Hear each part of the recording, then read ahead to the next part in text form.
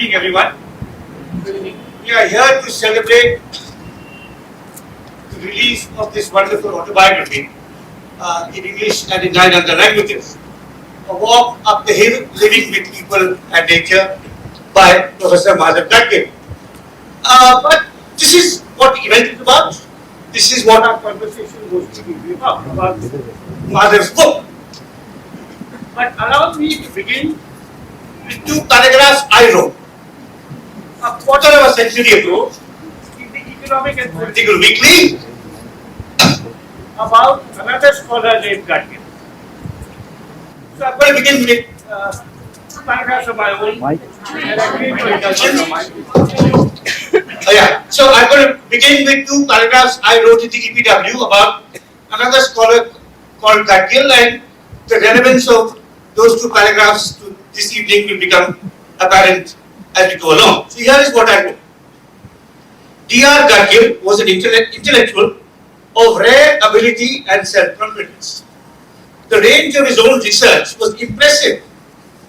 At various times, he did important work on planning, economic history, and the sociology of business communities. His instincts and orientation were interdisciplinary before that term became fashionable. Likewise, he was a public intellectual before public intellectualism. He was one of the founders of the cooperative movement in Maharashtra. He was not lacking in courage either. Once he even took on Mahatma Gandhi. And then there's a description of around 1946. D.R. Gadgil and a very upright civil servant called A.D. Gorwala chaired a committee on food rationing whose conclusions upset Gandhi, who did not believe in food rationing, even in a time of scarcity.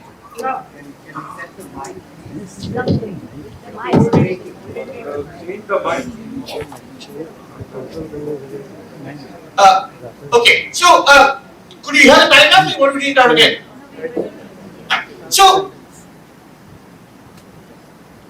then, in that article, I quote a tribute to D.R. Gadgil by the well-known journalist D.F. Karaka, who says, a slim, gaunt man, argumentative and aggressive on the right occasions, full of courage and with a wisdom grounded in deep knowledge of both theory and facts, Gadgil had devoted himself for many years to the building up of a true school of politics and economics, eschewing all profitable pursuit.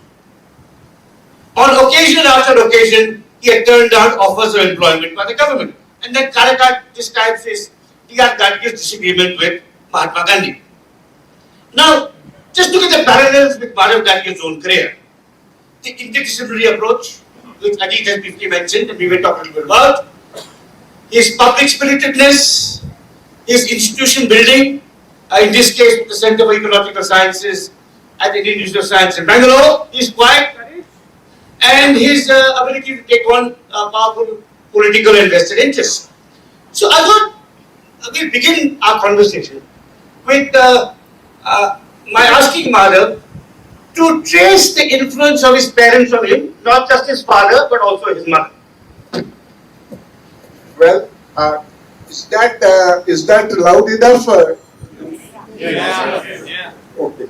My father, as of course Dr. Radade also read out the paragraph, was both very interested in nature, in birds, and in the hills around.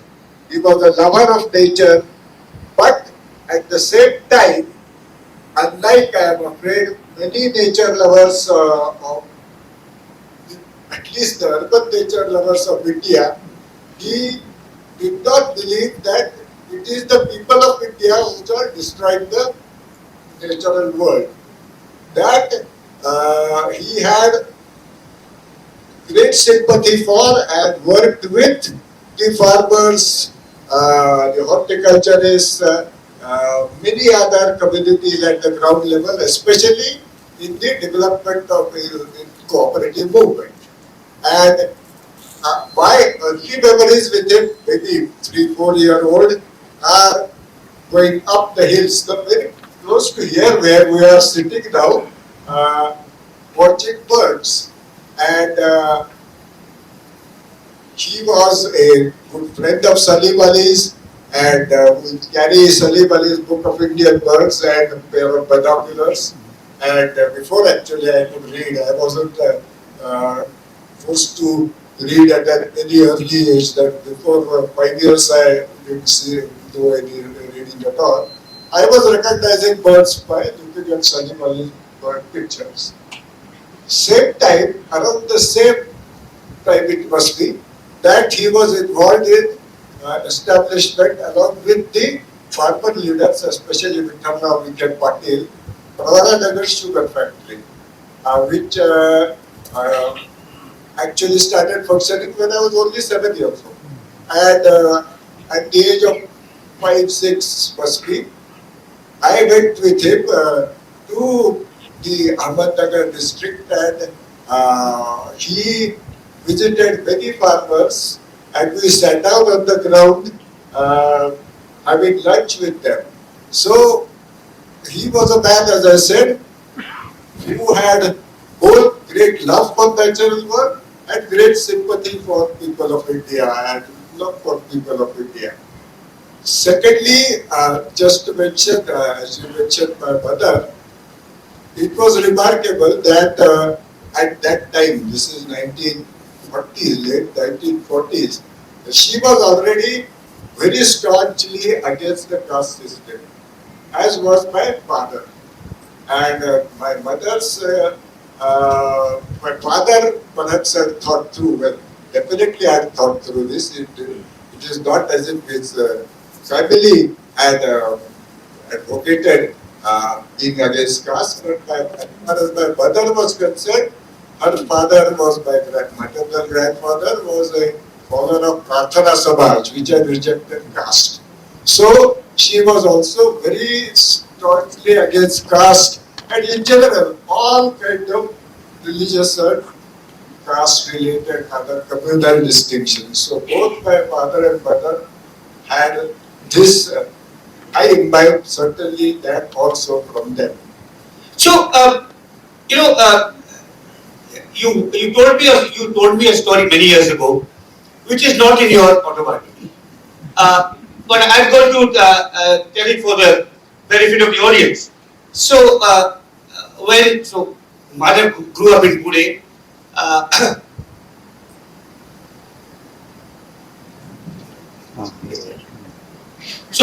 Madhav grew up in Pune. He was born in 1942. His father worked in Gokhale Institute. He studied in Pune. Did his first degree in Pune.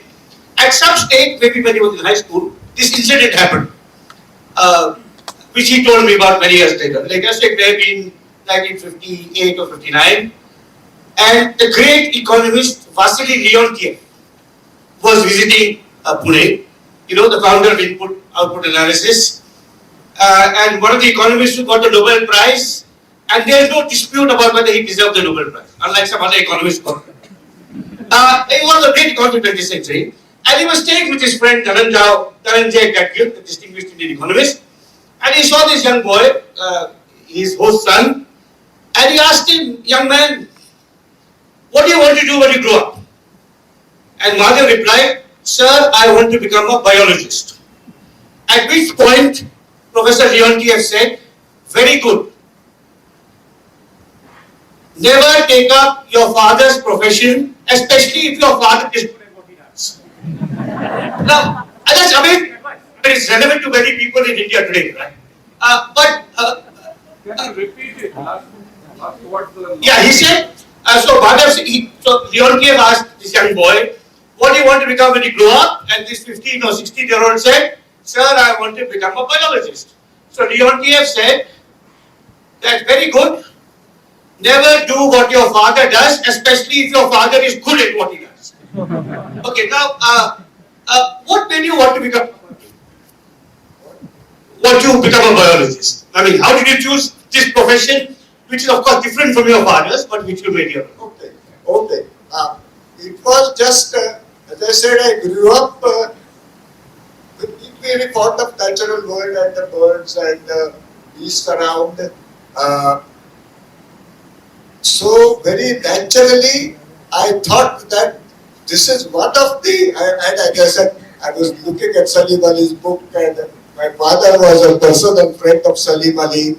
So there was one particular incident which triggered my becoming a biologist, the green beetle, which is one of the most attractive birds around. And those pre-pesticide days, there were large flocks of bee eaters which would be sitting on the electric wires around our house. I was observing them, and but when I was 14, 1956 or so, I noticed that the pin feather was missing from the tails of the green bee eaters.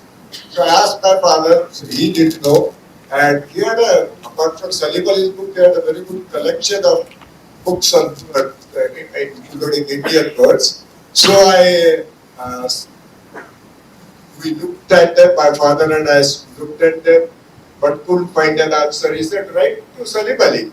So I wrote a letter to Salim Ali asking why is it that this is this a different species which migrated here by chance? So in just 3 days, I got an answer which Salim Ali had a very elegant handwriting, saying that at certain time of the year, birds molt, the weathers are renewed. At that time, for a while, this pin feather would be missing, but it will grow back. And it grew back, of course, a month later. Salim Ali was engaged in studying the bioweaver bird. That was one of his very favorite subjects. And there was large colonies of bioweaver bird near Parvati Hills here, along the canal. And he used to come to study those birds. So the next time he was coming in 56, I wrote a letter to him and said that can I meet you? And I met him, and he was, he completely overwhelmed me with his charm, with his knowledge, and with his wit also. He was a great, very witty man. And I said that, this is what I should do. And I used to read, and there was this very interesting book by the distinguished biologist Julian Huxley, Bird Watching and Bird Behavior, in which he says that if you get to know natural world, then you are never without a friend anywhere, even if there are no human beings around, because you are always, you answer the birds and the insects. So I said, well, this sounds very attractive. And my father, like I guess almost all other fathers at that time, did want their sons to become engineers or doctors, or if not, at least IAS. He had no such ambition for me. I had enough brains to, I guess, manage any of that. And he said, fine, you are convinced that you want to become a biologist and maybe even a field biologist like Salim Ali, go ahead, enjoy yourself. So, then Madhav goes to, from his first degree in Pune, he goes to Mumbai, and he does a master's in History of Science, specializing in fisheries, interestingly.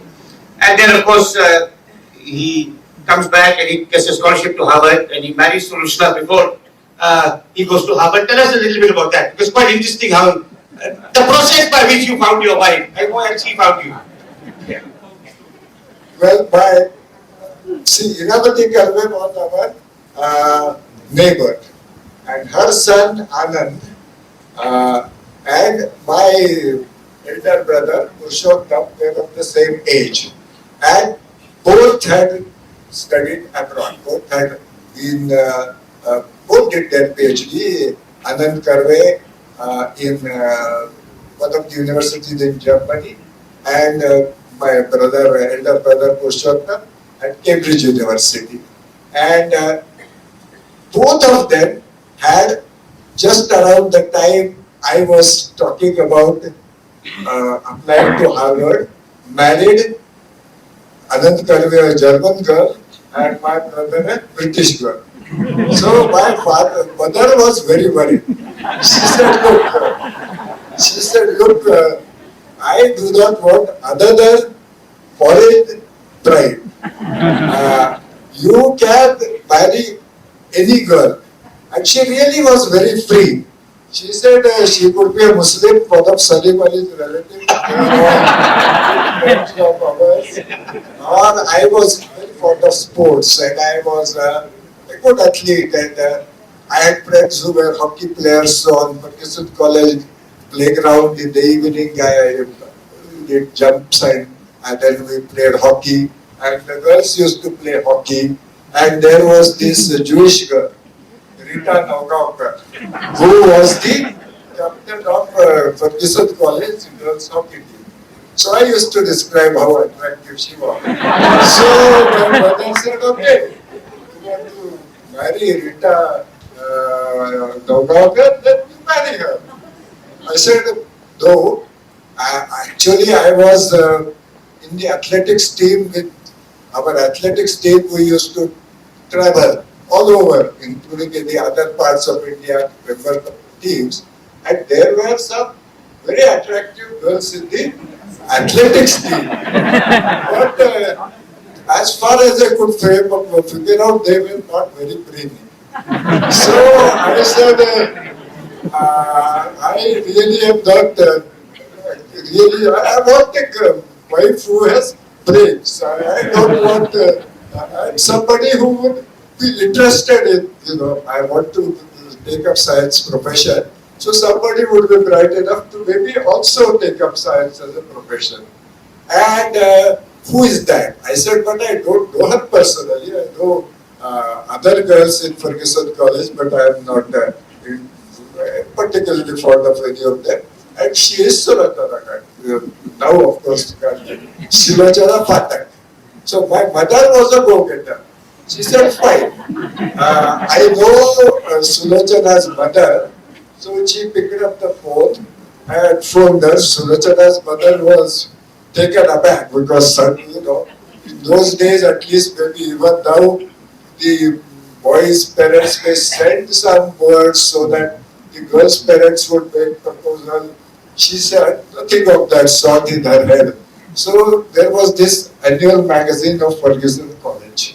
And on one of the pages was a photograph of Sulachana and me side by side as scholarship holders, having our whatever scholastic achievements. And on another page was a picture of me as captain of the athletics team, in the college athletics team. So she picked up this magazine, took it to Sulachana's mother, showed her. So here is my boy's photo next to your daughter. And also on another page, you will see maybe a different elegant blazer and so on. So what do you think?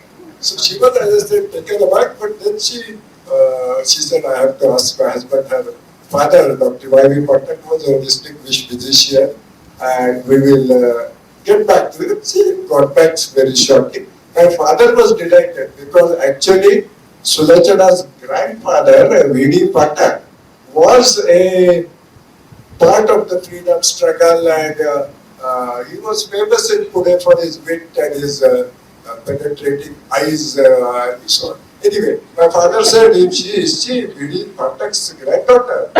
I said, yes, oh. She said, then she must be a wonderful girl. So, so, I hope in this conversation we'll be able to cover only a little bit of what's going on. So, the thoughts I won't talk about, so please get this book. One of the things I will not talk about is Sulachana and Madhav going to America, where they both got their PhDs at Harvard in mathematics and ecology. And there's a fascinating discussion in Madhav's autobiography of the scientific culture at Harvard, including the ecology department. And it's interesting to read Madhav's description in juxtaposition with the description in E.O. Wilson's autobiography, Naturalism. There's some overlap and some differences because, ecology at that time was becoming increasingly lab-driven. Fieldwork was regarded as archaic, old-fashioned, backward, what natural history historians did. And so Madhav talks about all of that. And so I'm going to skip over all of that, but please read it to the autobiography. And then Sulochana gets her PhD. They come back. They work first in Pune. And Sulochana has already started working on climate science and meteorology, and eventually, of course, becomes one of our most distinguished climate scientists. And they're in Pune for a bit, and then they are both offered jobs at the Indian Institute of Science, at the newly set up Center for Theoretical Study. Now, I want Madhav to talk a little bit about how Sulochana he came to the IISc. Because of what it meant to him and Sulochana, because of what their work meant to the IISc, because of also its oddly topical.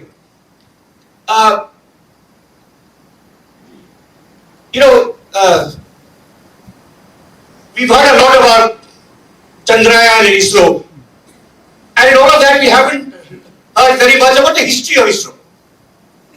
Because, maybe history begins in 2014 for some people. But it's important, this is related to Madhav's story. But ISRO was started in the 60s by Vikram Sarabhai, who was an extraordinary visionary physicist, who died suddenly of a heart attack in his early 50s. And ISRO was left headless. At that stage, Satish Dhawan, who was already the director of the Institute of Science, was on a sabbatical at Stanford. And Indira Gandhi, on the advice of her advisors, rang him up and said, "Will you take over ISRO?" And he said, on two conditions. When I come back from Stanford, two conditions. One, I will continue as director of Institute of Science. And the second condition, which is actually maybe, both conditions, second condition may be even more important to the future of ISRO, you will shift the headquarters to Bangalore. Now, that happened, and Dhawan was, he was an extraordinary man. I wrote a tribute to him on his centenary, 2005. Dhawan the institution, not so much Dhawan the engineer. But he was without question the most influential and important chairperson of ISRO, and without question the most dynamic and fast-seeing director of the Indian Institute of Science. So you think of the public sector organization which we all admire most of all, there's Dhawan behind it. If you think of the research institute most of us admire most of all, there's Dhawan behind it. So tell us a little bit about, because I think, talent spotting is a very rare act among Indians, and many Indians don't recognize talent among young people. How did Dhawan headhunt the two of you and take you to Bangalore? Oh, okay. So Dhawan interested because of his interest in aeronautics of hiring somebody who was well qualified in atmospheric sciences, oceanic sciences, that area, and he was told by Ishorati actually, anyway, one of the more senior meteorologists, and that Sulochana had just returned with a degree in that field from Harvard, and she would be a very good choice. So she wrote to her asking to be interested. So she said, "I am definitely interested, but it so happens that my husband also has a PhD from Harvard, and it is in the area of mathematical ecology." So Dhawan promptly wrote back saying that we are thinking of establishing a multidisciplinary center for theoretical studies, headed by ECG Sudarshan, a very distinguished physicist, where Madhav would decidedly fit in. So let him apply. So I also applied, and Dhawan was a very gracious person, so he invited us to come to Indian Institute of Science. He put us up in the guest house and arranged for our two seminars, there were no interviews, there were job seminars given, and Dhawan himself, of course, was there. But the most distinguished scientists, from another research institute in Bangalore and others, he invited all of them to come and went the two of us. And both, we were both, so to say, given very high grades by this group of scientists that Dhawan consulted. So the same evening, in fact, he invited us to his house, bungalow on campus for dinner, and again very graciously said, I will offer both of you assistant professorship. So we were delighted and joined together.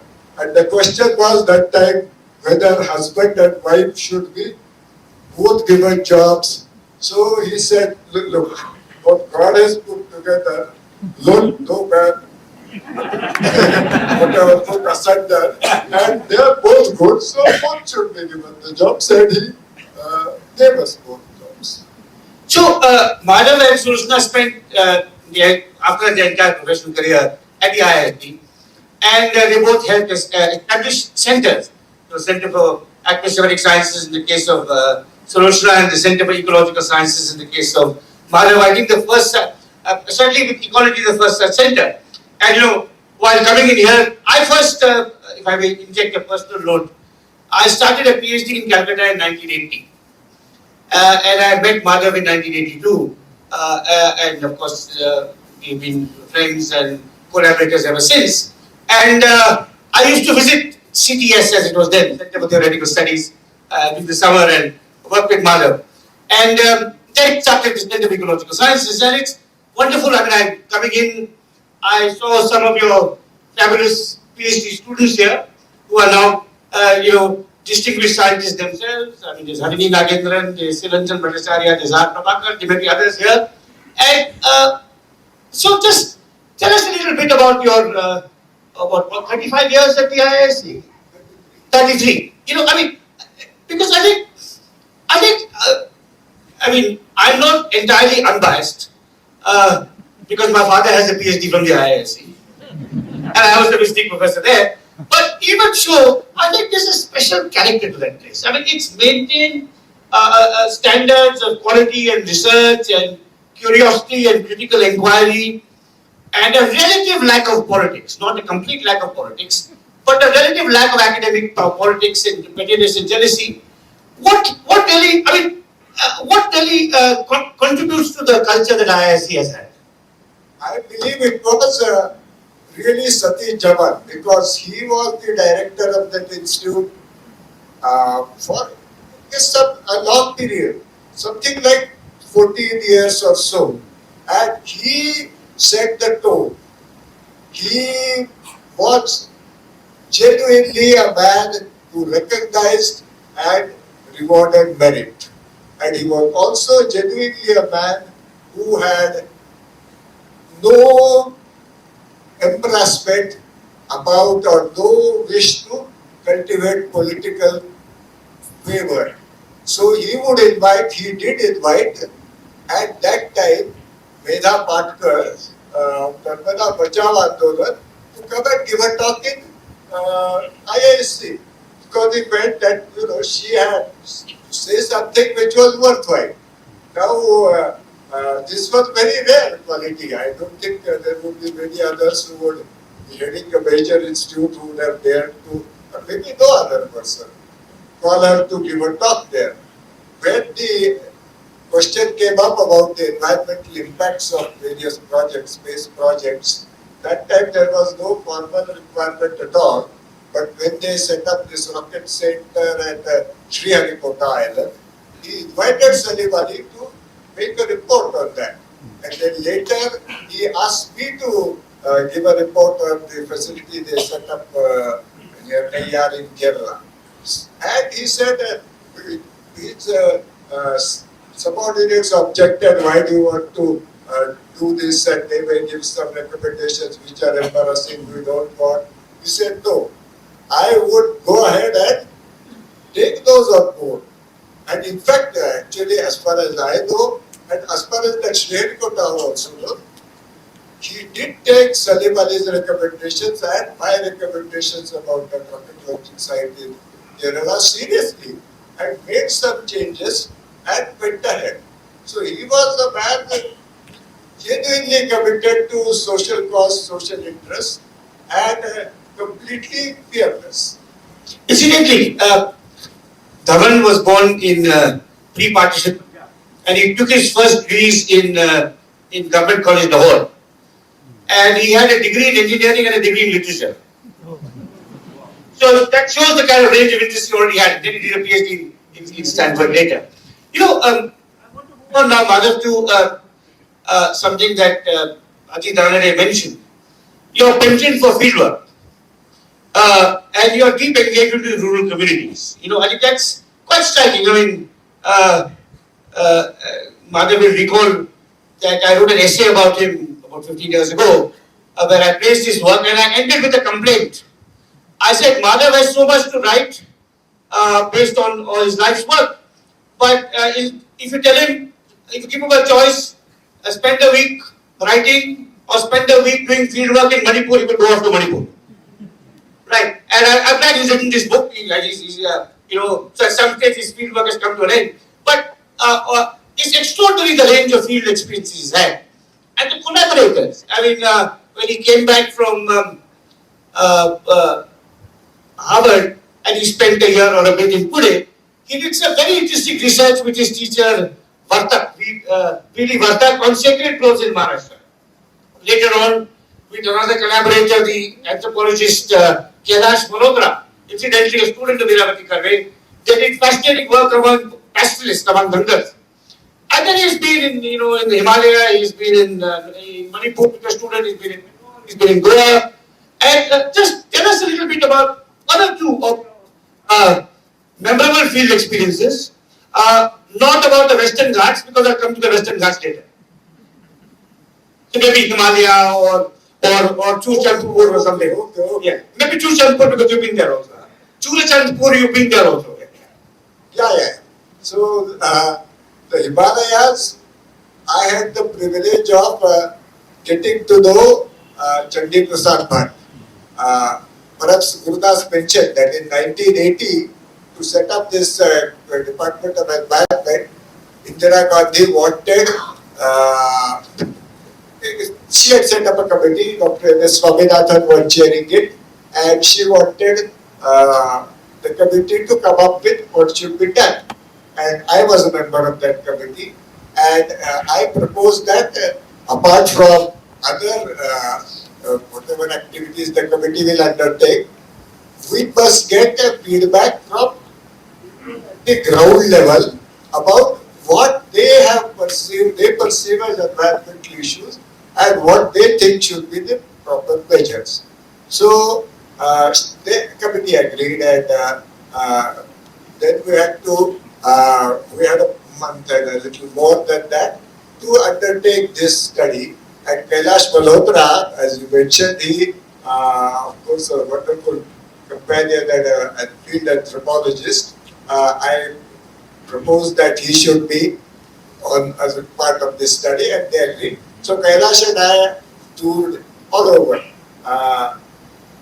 One of the areas we were interested in was Garhwal, Himalayas, where there were a whole set of environmental issues, obviously. Sundarlal Bahuguna and Chandi Prasad Bhatt were the two active leaders of that. So because of that, I got to know Chandi Prasad Bhatt.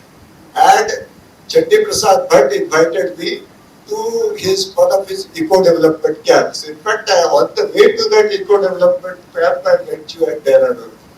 And at that camp, what I saw was remarkable. That Chandi Prasad Bhatt's father was a priest in the local Shiva temple, but he had no kind of prejudice again about caste or any such. And every evening we would sit together. I would be an observer on the ground there. People of all castes, there were no other than Hindus, I guess, there, but people of all castes equally participating in the discussion, and he would invite experts also, some of the teachers of physics, for instance, from uh, Garhwal University. So one of the topics was to tap water power through micro-hydel projects. And I remember that discussion that the stone masons who fashioned the older stone water wheels, they participated and they contributed their understanding, as did this physics professor from Gadwal College, college, who had a good understanding of these energy issues. And on an equal platform, and through the gaps planning what is to be done next, and everybody's input was taken. And later I read this book about the Kaizen system of the Japanese Toyota and other companies. So this was really what was being done, that everybody involved, their input was being taken, and things moving ahead. And later I had continued the interaction with Chandi Prasad, even till today, though I have not met him recently, but his son Prakash Bhatt, I am regular touch with. Now, he was a remarkable man. As I mentioned in my book, I have had, apart from my father and Hiramti Karve, the 4 other gurus who were very distinguished people I have been lucky in. One was Salim Ali, second is Edward Wilson at Harvard, third was Chandi Prasad Bhatt to me, and the fourth was the Kerala Shastra Sahitya Parishad's M.K. Prasad. So, we came in touch and I learned so much from Chandi Prasad. So, I also have my pantheon of 4 or 5 people who inspired me. Chandi Prasad ji is certainly one of them. By the way, since there are lots of ecologists and naturalists here, Chandi Prasad Bhatt's own autobiography appeared in Hindi last year. It's been translated in English and it should appear early in 2024. So look out for that too. Now, Madhav, I have 2 or 3 questions and then we should conclude. But just reflecting on your life and your work, I think the 2 most important relationships in your life. One is with the person, Sulochana, which you talked about, and the other is with the mountain range. The Western Ghats. We've had a lifelong love affair. And, I've known Madhav 40 years, we worked very closely together, we've, had, this is our first public conversation in Pune, but we have meetings in many different parts of India and the world. And one of my most memorable experiences of Madhav was at the Centre for Ecological Sciences. I went, in probably the late 90s.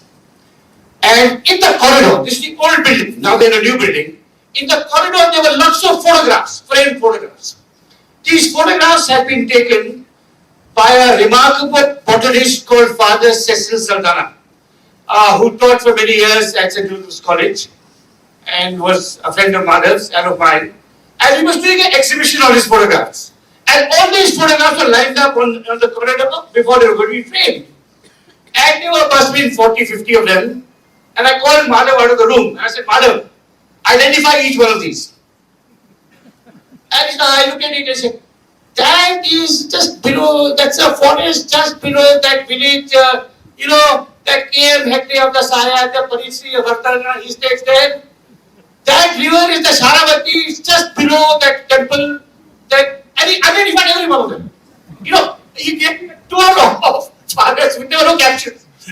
So I think this is a kind of extraordinary intimate knowledge he has about the Western Ghats. And we know about his Western Ghat report. We know that politicians are not keen to implement it. But one of the most extraordinary tributes I think any scientist has ever got is that Madhav's autobiography has been translated more or less in every language spoken in the Western Ghats. Is that correct? Western Ghats and India. and some like Bengali. So, it's, I mean, this is your, as I said, would I be fair to say these are the two most important relationships of your life with your wife and with the Western Ghats? Certainly, I mean, as I mentioned, my father was very fond of the hills and trekking on them, and from an early age, I mean, apart from the hill very close to our house, which is just here, though, this Vitar Hills, we would go to many other places, like Sihagar, and that time there were no roads or anything, you had to walk up. And Lukoma de Tirak had a bungalow where friends from the family, the friends of the family would be given half the bungalow to stay for some time. So regularly we would spend 2 weeks every summer there, and then we will go to many other Padhara, so many hills of Western Ghats. We would always go for vacations, Mahabaleshwar, and from an early age, I have been wandering, on these hills, and I guess, as I said, from the very early age, I really enjoyed going up and down the hills. And of course, as a good Maharashtrian, we are all very proud of the history and Shivaji, who is the great hero for Maharashtrians, and all his forts, and we went to actually many of those forts also. So with all that, I was really fascinated by these hills. And then when I moved to Bangalore, I also spent a lot of time in the Uttar Kannada district and Dakshin Kannada district. My friends from there are here in the Yuktar. And worked on those hills. Then came Kerala and my contacts with Kerala Shastra Sahitya Parishad. I mentioned N.K. Prasad. So in that context with the hills of Kerala. So actually, from one end of the northern end of the Western Ghats to the southern end, over the years, I have walked on pretty much all over. And I have walked. It's not that I have driven around in jeeps or done, as they say, roadside ecology, where you just get out and see walk at the most 100 meters. I have walked all over. And, I have mentioned, I don't want to go into that. Been terrorized by elephants and had been forced to spend the night up a tree to escape elephants. So I have been all over.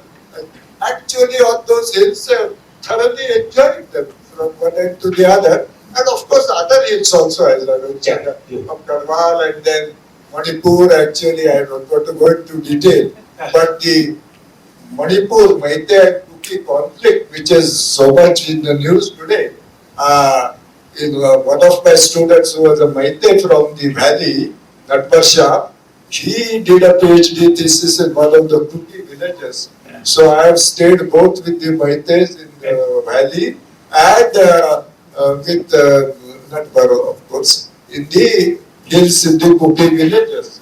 So all of that, the hills and especially the Western Ghats have been really what I have genuinely enjoyed walking along, learning about them, seeing them. So, Madhav described himself as a good Maharashtrian. Some of us think he's a better Kannadiga. We think you're a better Kannadiga. Good Maharashtrian, but by the way, we also think that Bhimsen Joshi. We're not giving Madhav Gadgil. We are giving. See, I spent 33 years in Karnataka, and when I started, and with actually great encouragement from Satish Dhawan. He was not any kind of narrow thinking person. So he said, all right, we hired you as a mathematical biologist. You continue working in that area, which I managed. But if you want, you do field work as you wish, where you wish, all over. Then I decided that that I will enjoy doing that, and there is no point to going back to Maharashtra. I will do field work in the Western Ghats, both of